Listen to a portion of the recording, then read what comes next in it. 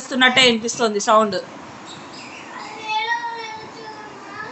మరి ఆ కళ్ళల్లో నీళ్ళేంటి? మార్నింగ్ చెమటలు ఇప్పుడు వస్తున్నాయా?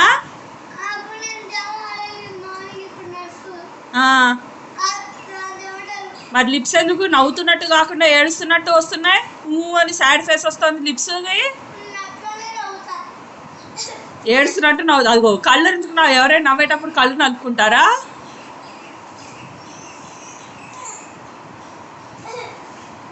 తింటున్నావా తీసేనా? ఇప్పుడు తింటున్నావా తీసేనా?